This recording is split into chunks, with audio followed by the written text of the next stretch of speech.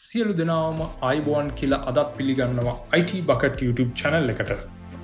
Computer එකක් desktop computer එකක් වෙන්න පුළුවන්, ලැප්ටොප් කම්පියුටර් එකක් යූස් කරන කෙනෙක් වෙන්න පුළුවන්. ගොඩක් දිනෙට මෙන්න මේ වගේ ස්ක්‍රීන් එකක් අපිය වෙලා ඇති සමහර වෙලාවල් වලදී. මේ වගේ වෙලාවකදී මේකේ මෙසේජ් එකකින් අපිට කියන්නේ අපේ කම්පියුටර් එකේ හાર્ඩ්වෙයාර් ඉෂුව එකක් නැත්නම් සොෆ්ට්වෙයාර් ඉෂුව එකක් තියෙනවා. ඒ හින්දා අපිට අපේ ඩෙස්ක්ටොප් එක ඇක්සස් කරගන්න බැහැ. මේ වගේ වෙලාවකදී අපි කොහොමද අපි ළඟ තියෙන ඩොකියුමන්ට්ස් ටික බෑකප් කරගන්නේ? මේ වීඩියෝ එකෙන් අපි කතා කරමු ඒ ගැන.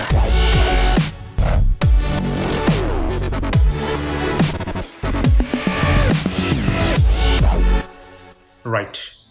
මේ error එක මම කලින් සඳහන් කරපු විදිහට මෙන්න මේ blue screen of death කියන error එක අපි Google කරොත් අපිට බලා ගන්න පුළුවන් මේක ගැන හොඳ description එකක්. සාමාන්‍යයෙන් මේ වගේ වෙලාවකදී මේ වගේ issue එකක් එන්නේ මොකද කියලා අපි හේතු බලුවොත් Windows update එකක් crash වුණ වෙලාවකදී එහෙම නැත්නම් අපේ computer එකේ RAM එකේ නැත්නම් hardware failure එකක් තියෙන වෙලාවකදී මේ වගේ blue screen එකක් එන්න පුළුවන්.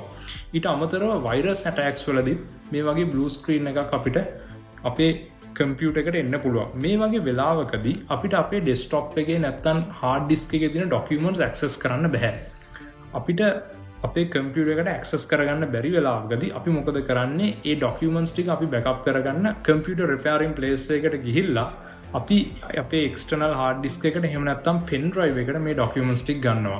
රයිට්. මම මේ වීඩියෝ එකෙන් ඔයගලන්ට කියලා දෙන්නම් කොහොමද Ubuntu කියන ඔපරේටින් සිස්ටම් එක යූස් කරලා අපේ මේ තියෙන Windows කම්පියුටර් එකේ ડોකියුමන්ට්ස් ටික පෙන් ඩ්‍රයිව් එකකට එහෙම නැත්නම් එක්ස්ටර්නල් හાર્ඩ් ඩිස්ක් එකකට කොපි කරගන්න කියලා. මෙන්න මේ වගේ ඩෙස්ක්ටොප් එකට අපිට ඇක්සස් නැති වෙලාවකදී.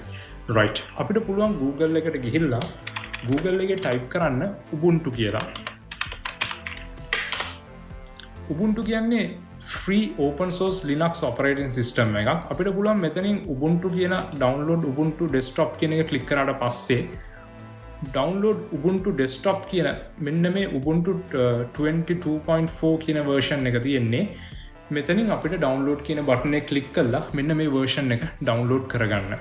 right. download කරගත්තට පස්සේ අපිට පුළුවන් මේ image එක අපේ CD නැත්නම් DVD එකට cut කරගන්න. එහෙම නැත්නම් USB flash drive එකක් විදියට create කරගන්න. bootable flash drive එකක් විදියට create කරගන්න.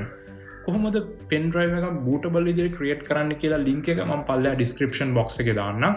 ඒ වීඩියෝ එක බලලා ඔයගලන්ට පුළුවන් පහසුවෙන්ම Ubuntu එක bootable pen drive එකක් විදියට create කරගන්න. right. දැන් අපි pen drive එක bootable විදියට create කරගත්තට පස්සේ අපිට පුළුවන් පහසුවෙන්ම pen drive එක use කරලා අපේ computer එක boot කරගන්න. boot කරාට පස්සේ අපිට පුළුවන් මෙතන Ubuntu operating system එකේ මුලින්ම එන්නේ මෙන්න මේ විදිහේ interface එකක්. මෙතන තියෙන options දෙකක්.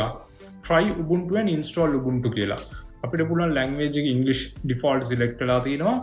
right. මෙතනදී අපි බලාපොරොත්තු වෙන්නේ අපිට desktop එකේ එහෙම නැත්නම් hard disk partitions වල තියෙන documents ටික backup කරගන්න.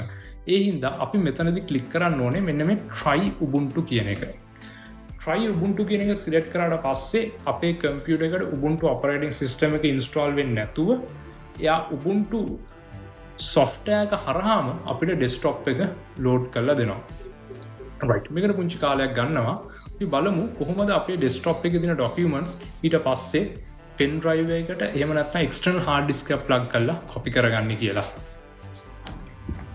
හරි. දැන් Ubuntu වලින් අපේ computer එක boot වෙලා තියෙන්නේ. ඔයගලන්ට පේනවා ඇති මේ තියෙන Ubuntu interface එක. ඔයගලන්ගේ version එක අනුව මේ interfaces වෙනස් වෙන්න පුළුවන්. මම මේ සඳහා use කරලා තියෙන ටිකක් පරණ version එකක්.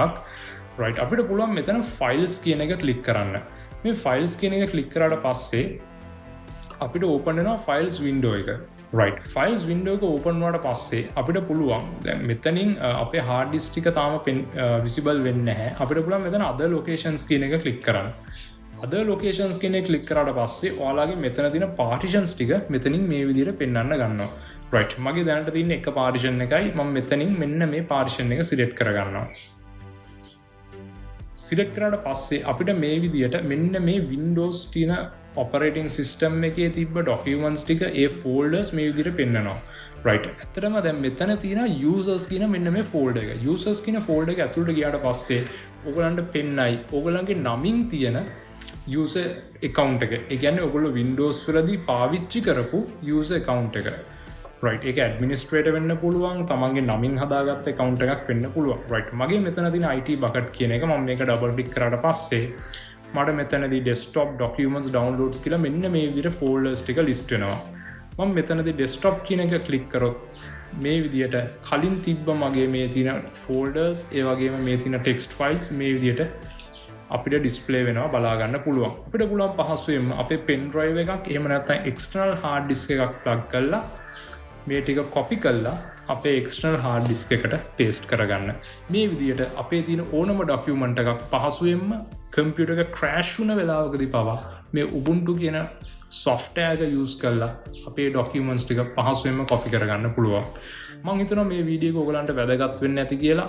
computer එක crash වෙච්ච වෙලාවට අපි තවදුරටත් අපේ කාලය මුදල් වැය කරගෙන අපි මේ computer repairing place එකකට ගිහිල්ලා ඒ documents ටික ගන්නවට වඩා මේ වගේ free tool එකක් use කරලා අපිට හැකියාව තියෙනවා පහසුවෙන්ම අපේ documents ටික pen drive එකකට එහෙම නැත්නම් external hard disk එකට copy කරගන්න. මම හිතනවා මේ වීඩියෝ එක ඔයගලන්ට ගොඩක් වැදගත් වෙන්න ඇති කියලා. අනිවාර්යයෙන්ම මේ වීඩියෝ එක යාළුවන්ට බලන්න share කරන්න. channel එක subscribe කරලා channel එකත් එක්ක දිගටම රැඳිලා ඉන්න. තවත් අලුත් වීඩියෝ එකකින් අපි නැවත හමු වෙමු.